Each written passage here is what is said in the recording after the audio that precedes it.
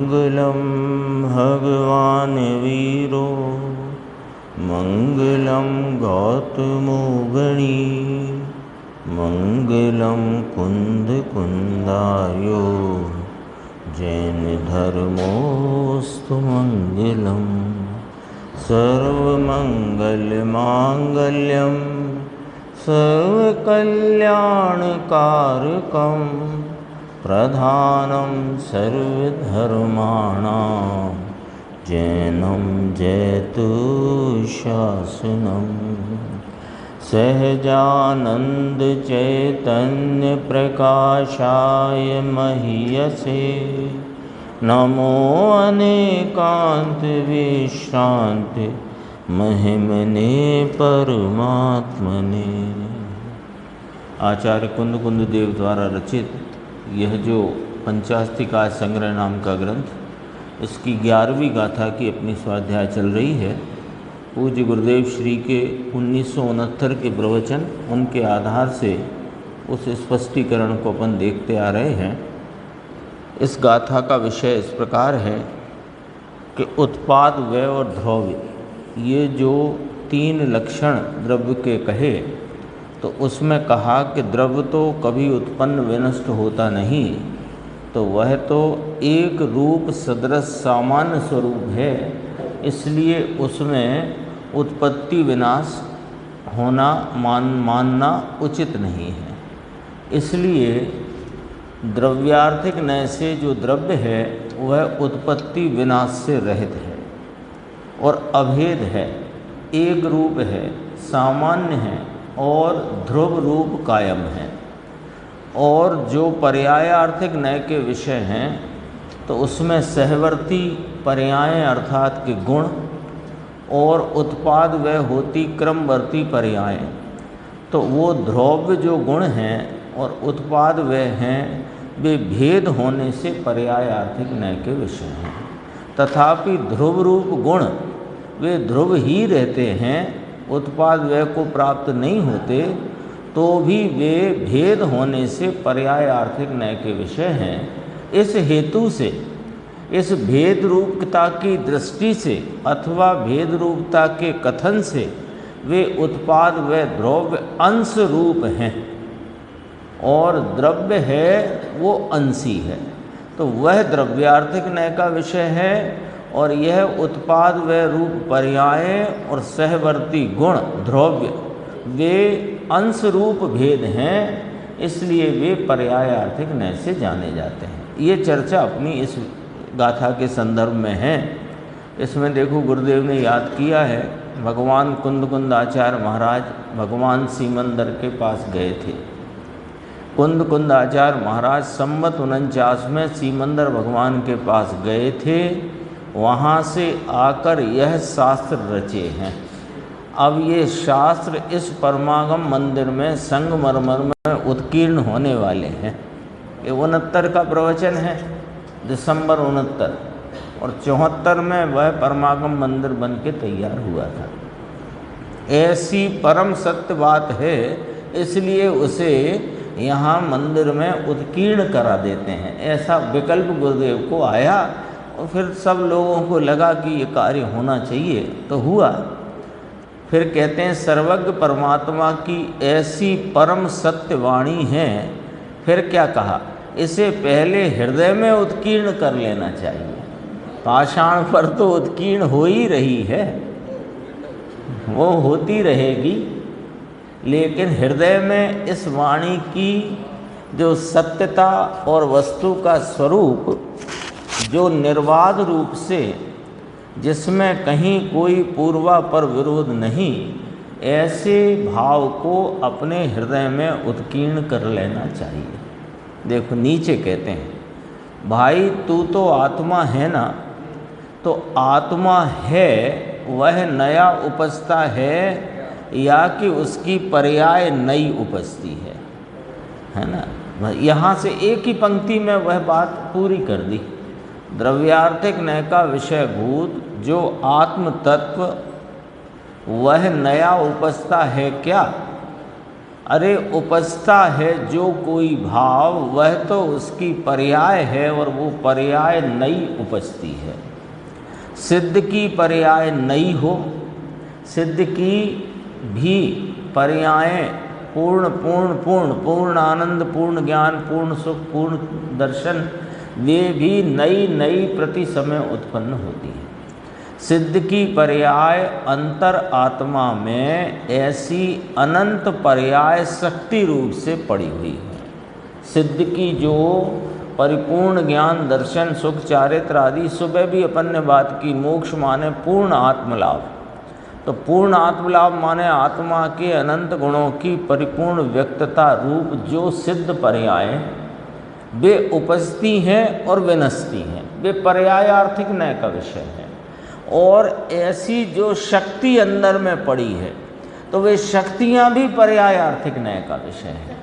और जो वस्तु तत्व है वो उन सबका एक स्वरूप रूप, वह द्रव्यार्थिक का विषय। देखो, आत्मा में ऐसी सिद्ध की पर्याय अनंत और ज्ञानानंद की सब अनंत पर्याय एक समय में प्रकट नहीं है, सब द्रव्य में शक्ति रूप पड़ी है। वह शक्ति है, वह ध्रुव है, ध्रुव है, वह उपजता विनष्टा है, ऐसा नहीं है। शक्ति माने उसके गुण स्वभाव, तो वे गुण स्वभाव भेद रूप भाव हैं, भेद रूप हैं, लेकिन वे ध्रुव रूप हैं। वे भेद रूप होने से उपजते विनष्टे हैं ये नहीं। इसलिए उत्पाद व्यय वाला जो भेद है वो क्रम भावी या पर्याय भाव है, और जो द्रव्य भेद है वो गुण रूप भाव है। ऐसे उत्पाद व्यय द्रव्य तीनों अंश रूप कहे गए, और अंश रूप कहे जाने से वे पर्याय आर्थिक नय का विषय है, वह द्रव्यार्थिक नय के विषय में नहीं आते। देखो, सब द्रव्य में शक्ति रूप पड़ी है, तो वह शक्ति है, वह ध्रुव है, ध्रुव है, वह उपजता है और विनष्टा है, ऐसा नहीं है। परंतु उस ध्रुव में पड़ी हुई अनंत शक्तियों में की केवल ज्ञान की पर्याय और सिद्ध पर्याय उत्पन्न हुई, वह प्रगट रूप हुई, वह उत्पाद व्यय रूप भाव है। और पूर्व की चार ज्ञान की पर्याय थी, उसका नाश हुआ, परंतु कोई आत्मद्रव्य उत्पन्न हुआ और आत्मद्रव्य का नाश हुआ, ऐसा नहीं है। तो ये आत्मा के संदर्भ से और आत्मा की सिद्धत्व अवस्था को सामने रखकर यह उत्पाद व्यय ध्रुव पर्यायार्थिक का विषय, और वह जो आत्मा जो न उत्पन्न होता न विनष्ट होता, अनंत शक्तियों का संग्रहालय एक रूप अभेद, वो द्रव्यार्थिक नय का विषय। अब देखो आगे और स्पष्ट करते हैं, 394 पेज लगातार ही उसके। देखो ना, तथा आत्मद्रव्य का उत्पाद और विनाश नहीं है, तथा उसका उत्पाद व्यय पर के कारण से नहीं है। ऐसा फिर से, ऐसा वापिस माने फरीन है। आत्मद्रव्य, द्रव्य लेना, आत्मद्रव्य उसका उत्पाद विनाश नहीं है, और जो पर्यायों का उत्पाद व्यय या उत्पाद विनाश है वो पर के कारण से नहीं है। तीन अंश कहे ना, अब यहाँ समझना, ये थोड़ी सी बात गंभीर है।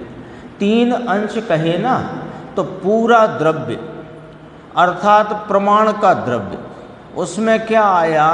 द्रव्य आया, उसके अनंते गुण आए, और उसकी प्रति समय उत्पन्न विनष्ट होती पर्याय आई। ठीक है ना? पूरा द्रव्य, तो पूरा द्रव्य अर्थात प्रमाण का द्रव्य, पर्याय को जाने और द्रव्य को जाने, वह प्रमाण हुआ। प्रमाण का पूरा द्रव्य है वह द्रव्य हो, वो ऐसे द्रव्यार्थिक का द्रव्य नहीं है, वो जिसमें उत्पाद व ध्रुव अंश रूप से देखे जाते हैं, जाने जाते हैं, कहे जाते हैं, वो प्रमाण का द्रव्य स्वरूप भाव वो द्रव्यार्थिक नय का विषय नहीं है, तथापि उसे द्रव्य ही कहते हैं। ख्याल में आ गई बात? देखो, प्रमाण के अंश में 3 अंश हुए ना, इसलिए ध्रुव को अंश कहकर पर्याय कही। उसमें जो ध्रुव अंश कहा वो अंश है, वो भेद है। वो भेद कहने से, भेद के अपेक्षा से उसे पर्याय कहा, लेकिन वह कोई उत्पन्न विनष्ट होता है ऐसा नहीं समझना है। ये स्पष्ट कर देते हैं। देखो, ध्रुव को अंश कहकर पर्याय कही, परंतु कहीं ध्रुव का अंश वह कोई वर्तमान परिणमन रूप अंश है ऐसा नहीं है। परिणमन तो उत्पाद व्यय का है, परिणमन तो क्रमभावी भावों का है, और जो सहवर्ती सहभावी भाव हैं वे भी द्रव्य का अंश हैं।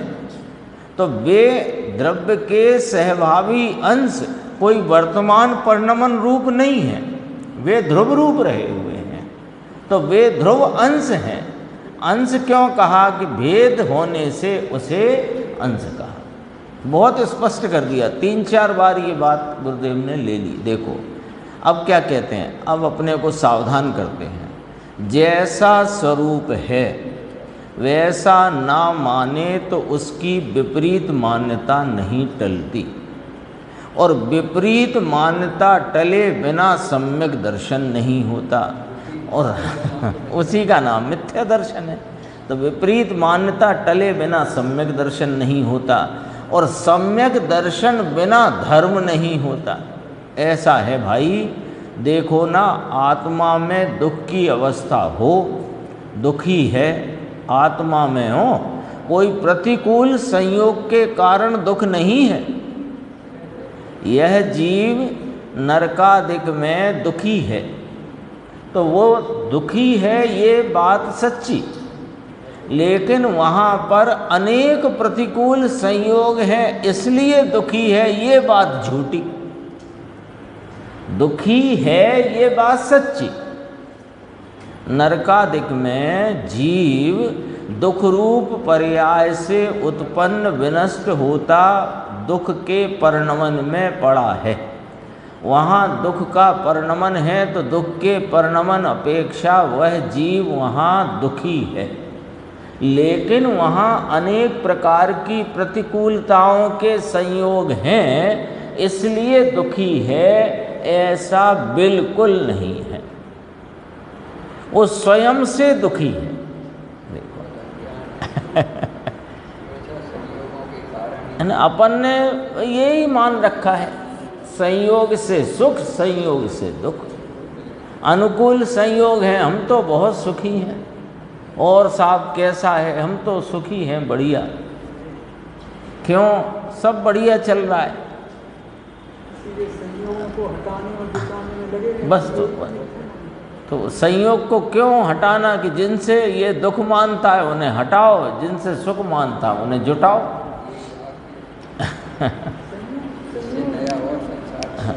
ये स्वतंत्रता की बात जब तक समझ में नहीं आती, अपने विकल्पात्मक ज्ञान में भी ये स्वतंत्रता का जो वस्तु स्वरूप है वो अपने चित्त में जब तक विकल्प रूप से धारणा ज्ञान में भी जब तक नहीं बैठता, तब तक हमें सुखी अपने स्वयं के आलम्बन से होना है, ये बात जचती नहीं है।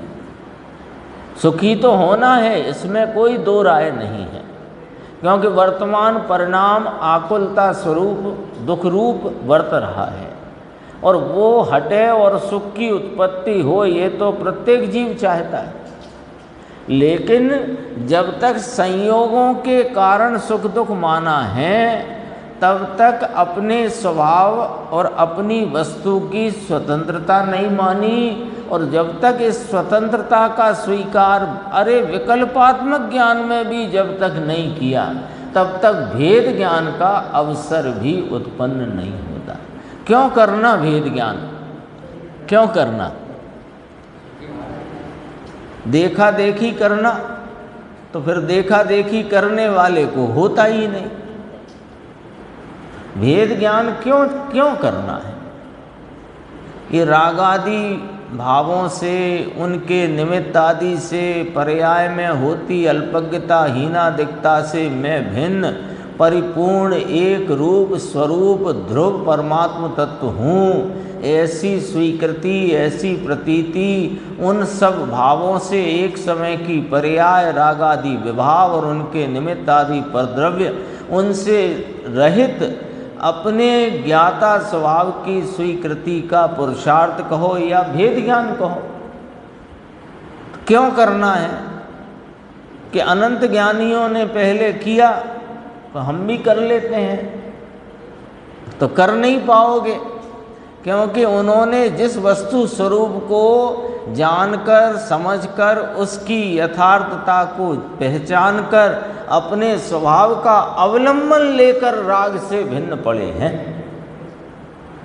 तो वो समझे नहीं अपन। इसलिए ऊपर ही बात गुरुदेव ने कही थी, जैसा स्वरूप है वैसा ना माने तो उसकी विपरीत मान्यता नहीं टलती। विपरीत मान्यता टले बिना सम्यक दर्शन कहो या स्वरूप की प्रतीति होती नहीं, और सम्यक दर्शन बिना धर्म नहीं होता। देखो नीचे कहते हैं संयोग के कारण दुख नहीं है, बराबर होगी ये बात पूछ रहे हैं। मिथ्यात्व के कारण ये संयोगों में या संयोगों से दुख मानता है। मिथ्यात्व नाम इसकी भ्रांति रूप भाव से वह दुख की अवस्था जीव में होती है, किंतु पर के कारण नहीं। अच्छा, नरक में जो वो बैतरणी नदी और सेम वो कौन कौन से पेड़, उनको छोड़ो, कर्म का उदय ही ऐसा आया है इसलिए दुखी है कि ये बात भी झूठी। आगे लिया, कर्म का उदय हुआ इसलिए दुख की अवस्था हुई, ऐसा नहीं है।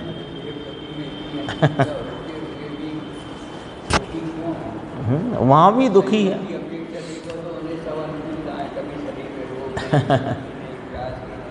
सर्दी की, गर्मी की नहीं, और मानसिक दुख है, क्या उसे कौन मिटा के ये अज्ञान है। दुख का कारण कि ये जो दुख है संयोगों से होता है, ये भ्रांति के कारण दुखी है। भ्रांति टले तो अपने सुख सरोवर की प्रतीति हो जाए तो सुख की प्रकटता भी पर्याय में हो जाए तो दुख मिट जाए। सुख की प्रकटता माने दुख का मिट जाना।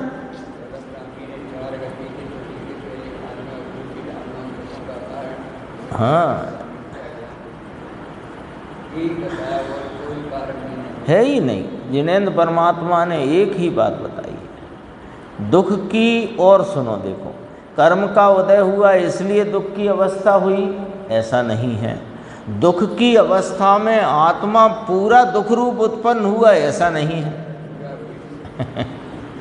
है ना? क्यों कि दुख की अवस्था तो उत्पत्ति विनाश वाला अंश है, और यह भगवान आत्मा, यह चैतन्य भगवान, यह तो द्रव्य स्वरूप अनादि अनंत परिपूर्ण अभेद अखंड ज्ञानानंद स्वरूप है। तो उस दुख की अवस्था का नाश भगवान आनंद स्वरूप है। ऐसी अंतर्दृष्टि सम्यक दर्शन करने से दुख की अवस्था का नाश, आनंद की अवस्था की उत्पत्ति होती है। लेकिन ये आत्मा उत्पन्न और विनाश नहीं होता। आत्मा द्रव्य से तो ध्रुव कायम रहता है, उसकी पर्याय में उत्पाद व्यय होता है। वह दुख का नाश यानी मिथ्यात्व का नाश, वह कर्म का दर्शन मोह का नाश हुआ, इसलिए यहाँ मिथ्यात्व का नाश हुआ, ऐसा नहीं है। उसकी पर्याय का अपना धर्म वह है जो मिथ्यात्व की अभाव रूप पर्याय, अभाव है ना, व्यय रूप भाव, और उत्पाद सम्यक दर्शन का यानी दुख का अभाव और सुख की उत्पत्ति। अपन उस शब्द को बदल दो, दुख का अभाव और सुख की उत्पत्ति, ये जीव का उस समय का अपना पर्याय धर्म है। वो पर्याय अंश अपनी स्वयोग्यता से अपने स्वकाल में उत्पन्न होता है। द्रव्य तो ना सुख रूप उत्पन्न होता न दुख रूप उत्पन्न होता। और कर्म का उदय टल गया, उपशम हो गया, इसलिए यहाँ सुख की उत्पत्ति हुई, ऐसा नहीं है। उसके उपशम रूप पर्याय का धर्म उसमें पड़ा है और इसके दुख के अभाव रूपता का और सुख की उत्पत्ति का धर्म इसमें पड़ा है। ये पर्याय धर्म है, ये इसका पर्याय धर्म सुख रूप उत्पन्न होना और वहाँ कर्म का उपशम रूप होना वो जड़ परमाणुओं का पर्याय धर्म। समझ में आया? 397 पेज है अपना, वहाँ चलते हैं अपन। देखो यहाँ तो ऐसा कहा ना कि इसकी ही पर्यायों का, इसकी ही कहकर क्या कहना है कि वह परमाणु और वह आत्मा, कोई प्रत्येक परमाणु प्रत्येक आत्मा उसी की पर्यायों के तो पर्यायों में दो प्रकार लिए। सहवर्ती कुछ पर्यायों का ध्रुव्य होने पर भी, ये बात आई ना, इसको नीचे वाला बोल्ड पढ़ते हैं फिर ऊपर का पढ़ेंगे। उसी की माने प्रत्येक परमाणु प्रत्येक चेतन आत्मा उसी की, उस द्रव्य की ही, अन्य की नहीं लेना है। परमाणु की तो परमाणु की और जीव की तो जीव की, उसी ही की पर्यायों के सहवर्ती कुछ पर्यायों का। तो यहाँ पर्यायों में सहवर्ती को कुछ लिया और क्रमवर्ती को कुछ लिया, है ना, क्योंकि दोनों पर्याय कहीं अंश रूप होने से, भेद को प्राप्त होने से, भेद रूपता वाले होने से गुणों को भी पर्याय कहा और उत्पन्न विनष्ट होती अवस्था के भाव को भी पर्याय कहा। तो कुछ शब्द का प्रयोग क्यों किया कि उन पर्यायों में उत्पाद व द्रव्य रूपी अंशों में कुछ सहवर्ती सहभावी अंश तो द्रव्य होने पर भी, और फिर नीचे अन्य क्रमवर्ती पर्यायों के विनाश और उत्पाद होना घटित होते हैं। द्रव्य को उत्पाद विनाश होना घटित नहीं होता, इसलिए उसे उत्पत्ति विनाश रूपता से देखना जानना उचित नहीं है। ये टीका में शब्द आया था। अब वापस आ जाओ वहीं। उसी की पर्यायों के यानी सहवर्ती नाम गुण रूपता वाले भेद उनका द्रव्य होने पर भी। अब यहाँ कितने ही गड़बड़ करते हैं, वे क्या मानते हैं या जानते हैं या कहते हैं कि ध्रुव की कितनी ही पर्याय जो हैं वे तो अंश पर्याय हैं, वे ध्रुव हैं और बाकी का ध्रुव वो अलग है, ऐसे नहीं है ना। कुछ कितनी पर्याय हैं, यहाँ कुछ शब्द डला है ना, तो उन्होंने अर्थ ऐसा निकाल लिया कि कुछ तो ध्रुव रूप रहते हैं और कुछ पर्याय रूप परिणमते हैं, तो बाकी का ध्रुव अलग रह गया और कुछ परिणमने में चला गया। ऐसा नहीं है, ये तो पूरी चीज है परमाणु एक, और आत्मा लो तो आत्मा एक। ऐसे इसके अंश, कौन से अंश? 3 अंश, उत्पाद अंश, व्यय अंश, द्रव्य अंश। 3 अंश में एक अंश ध्रुव है, उसे पर्याय कहा। पर्याय कहा अर्थात के भेद कहा। कुछ गुण, अरे गुण कोई ऐसा होता ही नहीं जिसकी किसी समय में व्यक्तता रूप पर्याय भाव या अवस्था भाव हुए ही नहीं। लेकिन ध्रुव गुण ध्रुवता का भाव है, ध्रुवता से रहा हुआ भाव है, तथापि भेद रूप भाव है। भेद रूप भाव होने से उसे अंश कहा जाता है। अंश कहने से वो पर्यायार्थिक का विषय है, द्रव्यार्थिक का नहीं। स्पष्ट है बात। देखो तीन अंश में का एक अंश ध्रुव है, उसे पर्याय पर्याय यानी भेद कहा। वह ध्रुव वाली जो पर्याय, वह ध्रुव वाला जो भेद, अब इसको ऐसे अर्थ आ गया, वह ध्रुव स्वरूप रहा हुआ गुणों का भेद, वह तो ध्रुव होने पर भी अन्य क्रमवर्ती पर्यायों के विनाश और उत्पाद होना घटित होते हैं। ल्यो, इस प्रकार पर्याय में ध्रुव नहीं आता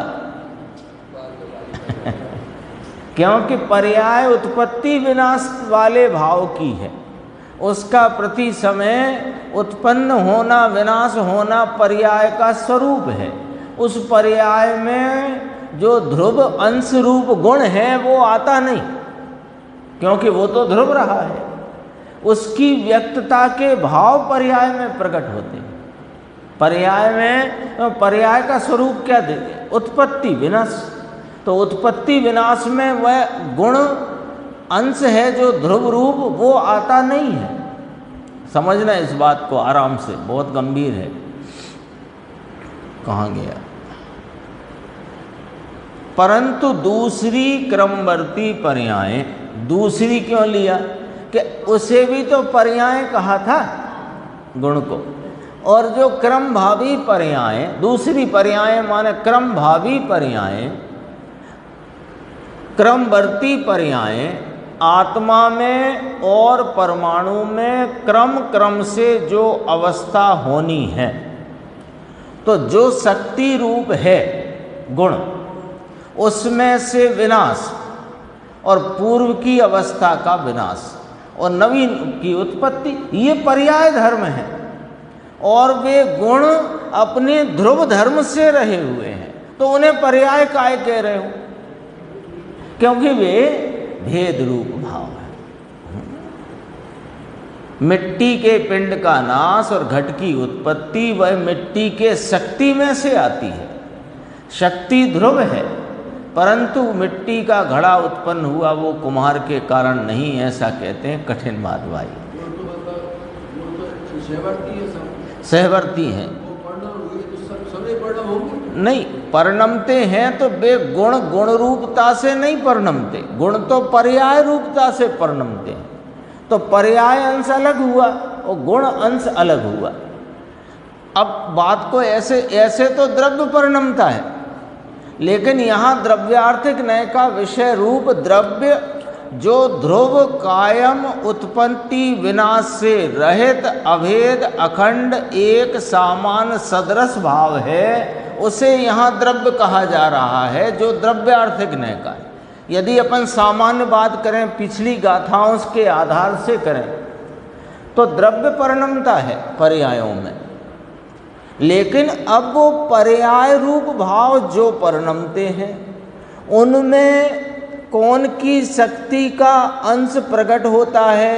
वो शक्तियों वाले भेद, और ऐसी शक्तियों वाले सहवर्ती भेद और क्रमवर्ती पर्याय भेद, ये दोनों एक द्रव्य के आश्रय हैं, जो कभी अनादि अनंत रहा हुआ, न कभी उत्पन्न होता, न विनष्ट होता, न भेद रूपता को प्राप्त होता। वो द्रव्यार्थिक का विषय।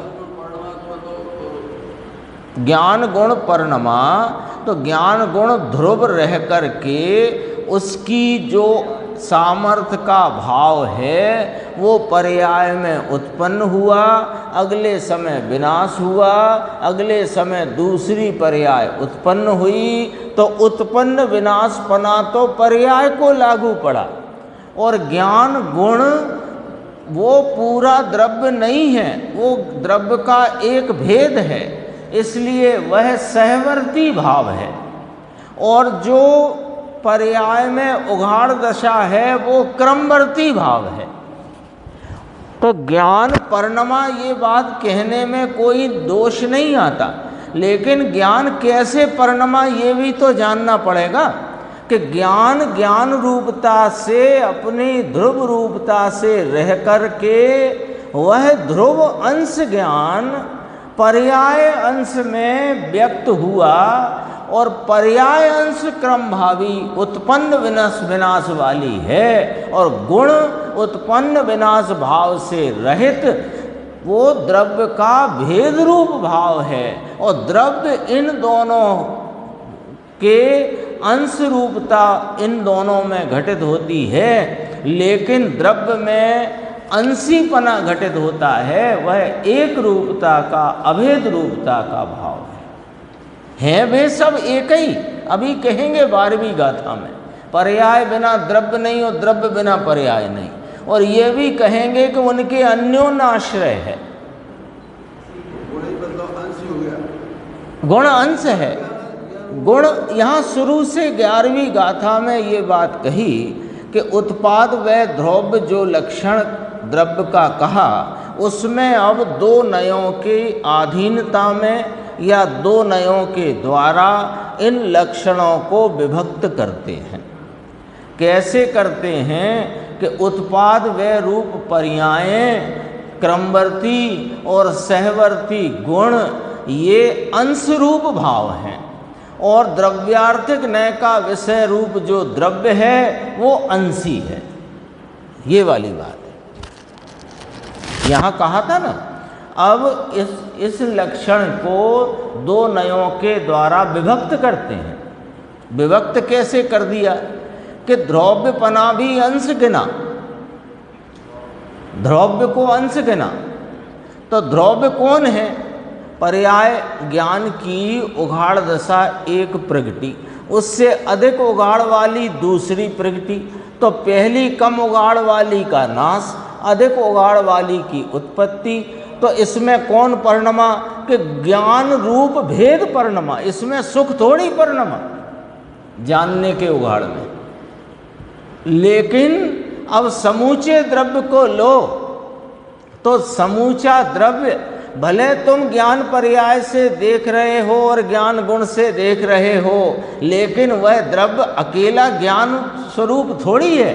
वो तो ज्ञान सुख चारित्र दर्शन प्रभुता विभुता आदि अनंत गुण स्वरूप है। हाँ, ज्ञान गुण तो एक असाधारण स्वयं संवेद्यमान लक्षण है। इसलिए पूरे समय सार में सभी अध्यात्म ग्रंथों में अपितु सारे जिनागम में ज्ञान वह आत्मा ऐसे करके बताया है। लेकिन अब पहले वस्तु का स्वरूप तो समझ लें कि उसका नक्शा क्या, उसका स्ट्रक्चर क्या, तब अपन को क्या गुण है क्या पर्याय है, और ये गुण भेद है कि अभेद है, वो पलट जाता है कि ध्रुव रहता है, और जो पलट जाता है वो कौन है, और इन भेदों के साथ और पलटने वाले भावों को रहने पर भी वह कौन है जो अनादि अनंत ना उत्पन्न होता ना विनष्ट होता। जब तक ये नक्शा यहाँ नहीं बनेगा तो किसको लक्ष्य में लेना और किसको लक्ष्य में छोड़ना, ये बात अपने को समझ नहीं आ सकती। इसलिए ये वाली बात है। गुरुदेव ने कहा था ये जैन दर्शन का एकड़ा है, पहला अंक है।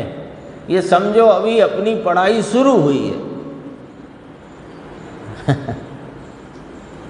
ये समझे बिना वो जो बार बार परमात्म प्रकाश में कहते हैं वही परमात्मा है, तम एव परमात्मानम मन्यस्व, बार बार कहते हैं वो परमात्मा द्रव्यार्थिक नय का विषय है, वो पर्यायार्थिक नय के विषय से भिन्न है। अब ये कौन से नय और कौन से नय का कौन सा विषय है, ये बराबर यहाँ खचित होना चाहिए। अभी गुरुदेव ने कहा था यहाँ तो उत्कीर्ण होते हैं परमागम मंदिर में, पहले हृदय में उत्कीर्ण कर लेना चाहिए।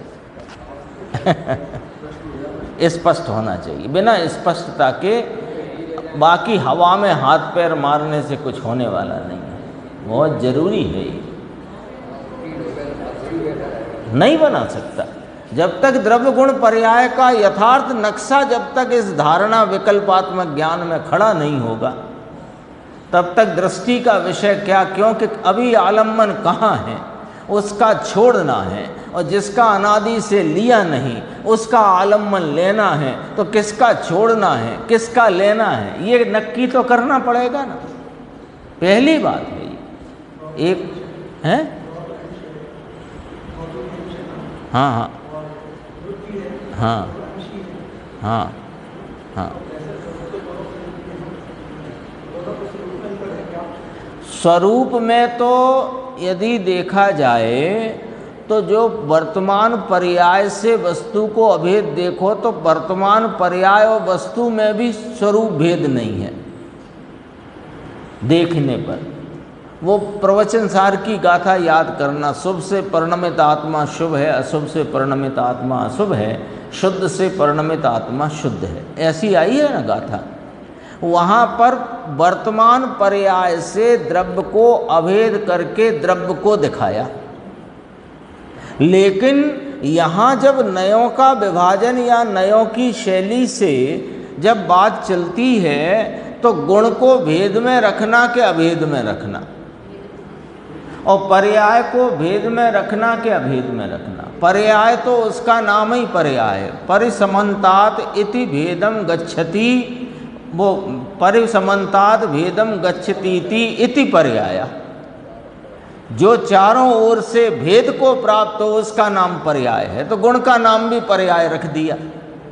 लेकिन ये गुण वाले जो पर्याय भेद कहे वे सहवर्ती भाव हैं, और उत्पन्न विनष्ट होती जो पर्याय है वो क्रमवर्ती भाव है। तो दोनों ही अंश रूप हैं, अंशी नहीं। क्यों कि जो अंशी द्रव्य है वो कभी उत्पन्न विनष्ट होता नहीं, इसलिए उसको उत्पन्न विनष्ट वाले लक्षण से कहना ये उचित नहीं है। तो है तो द्रव्य का ही भाव उत्पन्न होना विनष्ट होना, बराबर उसका वह एक भेद है, क्रम भावी भेद है।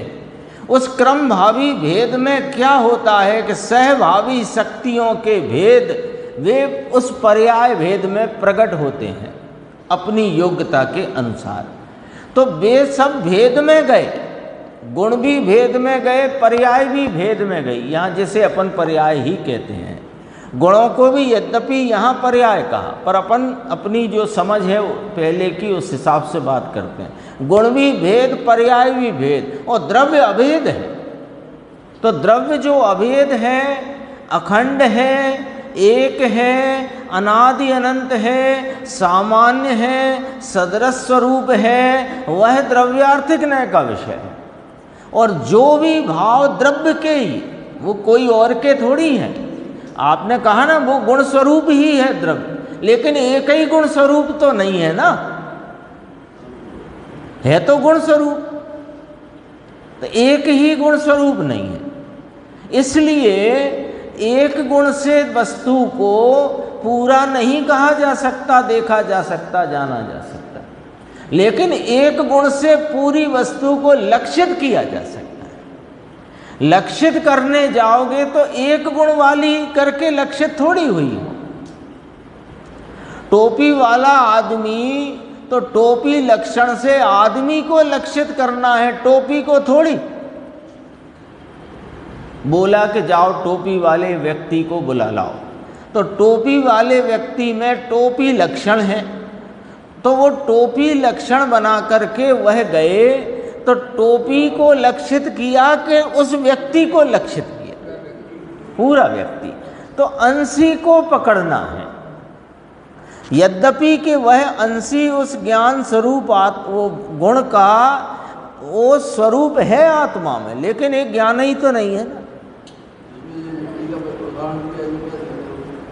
ये तो गुरुदेव ने सिर्फ ये कहना था कि कुम्हार के कारण मिट्टी वो घड़े की उत्पत्ति नहीं और मिट्टी के पिंड का विनाश नहीं, ये जरा कहना था। पूर्व की अवस्था का विनाश, नवीन पर्याय की उत्पत्ति, वो कुम्हार या पर के कारण नहीं है, वो उसकी ही मिट्टी की वैसी शक्ति है, उसकी ही वह व्यक्ति है, ये कहना था। हैं? हाँ हाँ हाँ, एक रूप रहता है। हाँ हाँ, पर दोनों में फर्क है। हाँ, दोनों में फर्क है। गुण में जो गुण है वह अपने रूप रहता है, एक रूप तो रहता है और ध्रुव भी रहता है पर अपने रूप से रहता है, और द्रव्य है वह अनंत गुण रूप रहता है पर अनंत गुण का एक रूप रहता है। गुण अपने अपने रूप से एक रूप रहता है, ज्ञान दर्शन सुख चारित्र वीर्य सब अपने अपने रूप से वे एक रूप, लेकिन द्रव्य अनंत गुणों स्वरूप से एक रूप रहता है, ये फर्क है। हाँ हाँ, दोनों में अंतर क्या है ये पूछना चाहते हो आप? नहीं, आप अंतर पूछना चाहते हो। हाँ, प्रमाण में तो द्रव्य भी आया, यानी अनंत गुणात्मक एक द्रव्य अविनाशी, और उसके अनंत गुण भेद भी आए और उसकी वर्तमान प्रकट पर्याय भी आई, भूत भविष्य की नहीं आई प्रमाण में भी, सिर्फ वर्तमान आएगी। अब हाँ हाँ हाँ, भिन्नता इस प्रकार है कि जो अंशी है वो अनंत अंशों का एक रूप है अभेद, और जो अंश है वो अपने अपने रूप से है। अब यहाँ पर्याय को तो आपके प्रश्न में से हटा ही लेते हैं, क्योंकि पर्याय संबंधी तो प्रश्न आपका है नहीं। आपका प्रश्न गुणभेद और गुणी इनके बीच का है, यही है ना। अरे ज्ञान को आप बताओ, गुणी कहोगे कि गुण? अच्छा, दर्शन को क्या कहोगे? अच्छा, चारित्र को क्या कहोगे? और वीर्य को क्या कहोगे? तो ये ज्ञान दर्शन सुख चारित्र वीर्य ये अपने अपने रूप से हैं वस्तु में, के वस्तु रूप से हैं, और वस्तु इन सब अनंत गुणों के अभेद स्वरूप से। तो हैं दोनों ध्रुव, द्रव्य भी ध्रुव है और गुण भी जो हैं वस्तु के वे भी ध्रुव अंश हैं, जो गुरुदेव पीछे कह चुके हैं। देखो 394 पेज पे आ गया था, देखो। इसलिए ध्रुव को देखो, इसी को दोबारा पढ़ते हैं, आपका प्रश्न का जवाब भी आएगा और नहीं आएगा तो अपन चर्चा कर लेंगे, उसमें कोई दिक्कत नहीं। आत्म द्रव्य का उत्पाद और विनाश नहीं है तथा उसका उत्पाद व्यय पर के कारण से नहीं है। ये दो बातें कह दी, तीन अंश कहे ना, उत्पाद व्यय ध्रुव। अब यहाँ बोर्ड पे लिख लेते हैं अपन, उत्पाद व्यय ध्रुव युक्तम सत सत द्रव्य लक्षणम। ये प्रमाण की बात है, ये प्रमाण की बात। दो सूत्र इकट्ठे रखो, उत्पाद व्यय ध्रुव युक्तम। युक्तम कहने से ही अंश की व्यक्ति हो गई। युक्तम कहा तो ये अंश है, अपने आप हो गया।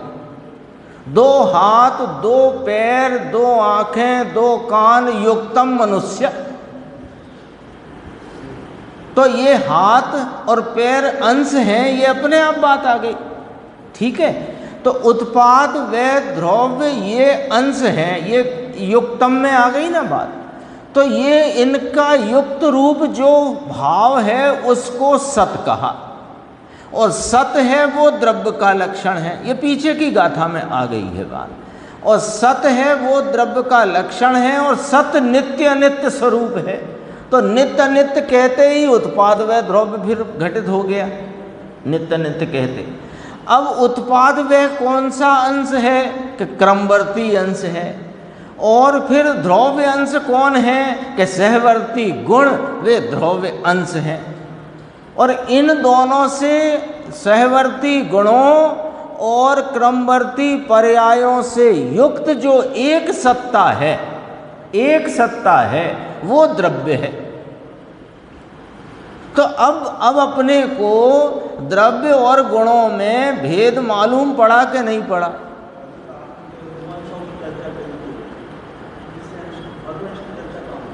आ गई ना? लो अभी कर देते, आपने ख्याल नहीं करा होगा। देखो, 3 अंश कहे ना, पूरा द्रव्य अर्थात प्रमाण का द्रव्य। पहले ये पुरानी बात याद कराई, उत्पाद व द्रव्युक्तम सत सत द्रव्य लक्षणम गुण पर्याय व द्रव्यम, तीनों बातें पिछली गाथा में आ गई। अभी देखो, पर्याय को जाने द्रव्य को जाने वह प्रमाण हुआ। प्रमाण का पूरा द्रव्य है, वह पूरा द्रव्य। पूरा में अपन ने क्या बात ली कि अपने सहवर्ती गुणों और क्रमवर्ती पर्यायों का जो समुदाय स्वरूप एक है वो द्रव्य है। तो वो पूरा द्रव्य हुआ। उसमें गुण पर्याय के भेद भी शामिल हैं और उन भेदों का जो अभेद रूप भाव है वो भी आ गया प्रमाण के द्रव्य में। अब देखो, लेकिन वह द्रव्य द्रव्यार्थिक का नहीं, जो द्रव्य और उत्पादव्य अथवा सहभावी क्रमभावी पर्यायों का समुदाय रूप जो द्रव्य कहा, वो द्रव्य द्रव्यार्थिक का नहीं है, वो प्रमाण का द्रव्य है। अभी समझना, वो पर्यायार्थिक का भी नहीं है। पर्यायार्थिक के विषय लिख लेते हैं। पर्यायार्थिक के विषय सहवर्ती गुण और क्रमवर्ती पर्याय। द्रव्यार्थिक का विषय इन भेदों से भेद रूपता से रहित एक रूप अभेद अनुत्पन्न अविनष्ट अनादि अनंत सामान्य स्वरूप भाव, वो द्रव्यार्थिक का विषय। अब आया प्रमाण। तो जो द्रव्य गुण पर्यायों वाला कहा वो द्रव्य प्रमाण में जाता है, द्रव्यार्थिक में नहीं और पर्यायार्थिक में भी नहीं। क्योंकि द्रव्यार्थिक और पर्यायार्थिक दोनों नयों के विषय को जो जानता है उसका नाम प्रमाण है। 3 हो गए ना। अब गुरुदेव की बात यहाँ फिर याद आ जाती है, प्रमाण पूज्यनीय क्यों नहीं? कि उसमें व्यवहार का निषेध नहीं आता, यानी उसमें भेद रूपता का निषेध नहीं है। व्यवहार माने भेद रूपता।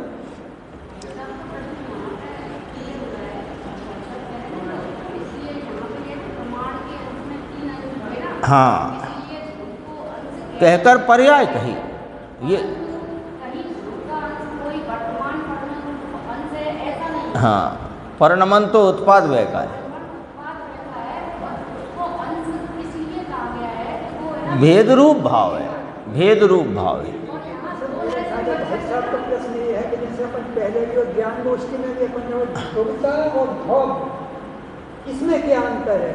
अपन ने वो कहा ना, वो भोग पे माने। देखो देखो, ध्रुव माने जो एक रूप रहे, सीधा बात। द्रव्य भी एक रूप रहता है, गुण भी एक रूप रहते हैं, लेकिन गुण वो जो द्रव्य है वो कोई एक गुण रूपता से नहीं है, तो वो तो अनंत गुणात्मक अभेद भाव है। तो वो अब इसी को, जब इस ध्रुवता को, अब अपन गुणों का और द्रव्य का भेद थोड़ी देर छोड़ दो, अपन ये देखते हैं कि इसी ध्रुव को अंश कहना और इसी ध्रुव को अंशी कहना, ये देख लेते हैं। तो जब भेद रूपता से देखा जाता है तो वह अंश कहलाता है, और अभेद पने देखो तो वह अंशी कहलाता है। ये बात तो अपन ने कल परसों भी करी थी, पहले भी आ गई, गाथा शुरू करी तब भी आई।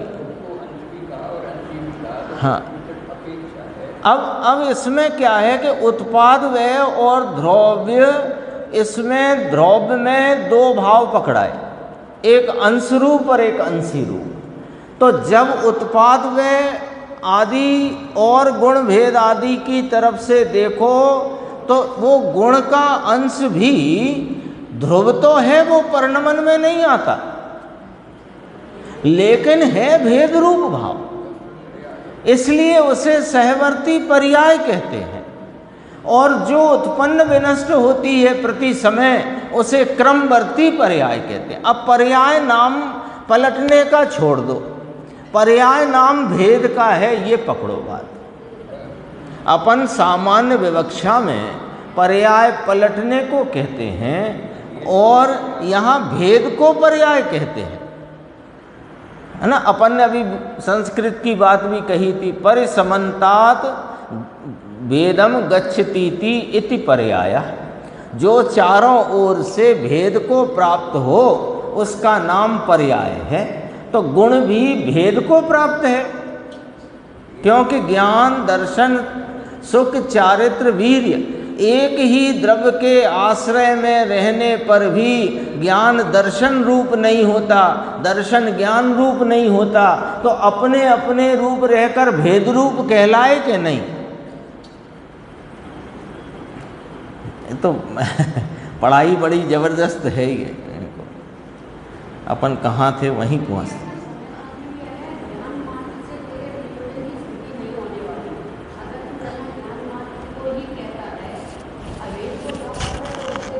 हाँ, लक्षण से लक्षण को नहीं पकड़ाया है, लक्षण से लक्ष्य को लक्षित करना है, ये मुख्य बात है। अभी अपन ने टोपी वाली जो बात करी उसमें भी वो बात स्पष्ट है। देखो अपना यहाँ था ये कहाँ पढ़ रहे थे, 399 पे पहुँच गए थे अपन, नहीं वहीं थे। हाँ, आना है 399 पे, समय हो गया है वैसे। हाँ देखो, इसी में बात आ गई है। देखो कि अन्य क्रमवर्ती पर्यायों के विनाश और उत्पाद होना घटित होते हैं। ल्यो, इस प्रकार पर्याय में ध्रुव नहीं आता। कौन? गुण।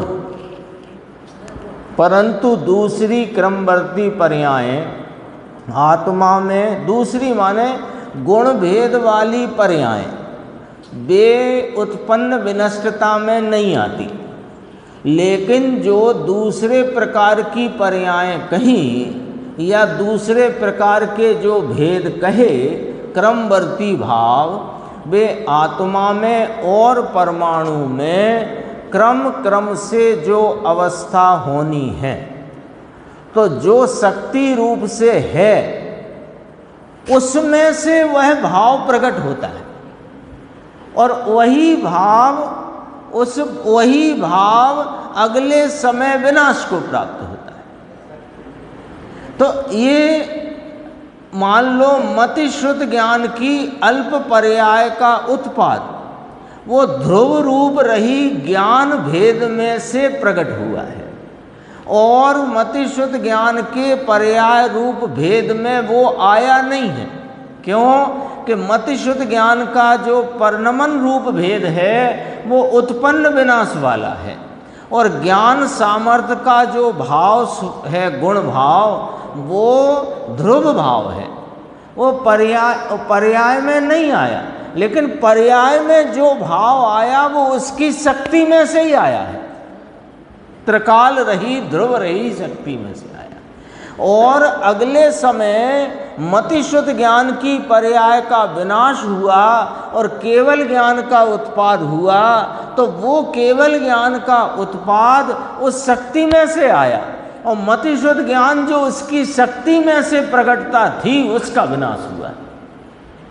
ये यहाँ पर कहा, जो पूर्व की अवस्था का विनाश, यहाँ तक। फिर यहाँ पर गुरुदेव ने मिट्टी वाली बात को कहा, मिट्टी के पिंड का नाश और घट की उत्पत्ति वह मिट्टी की शक्ति में से आती है।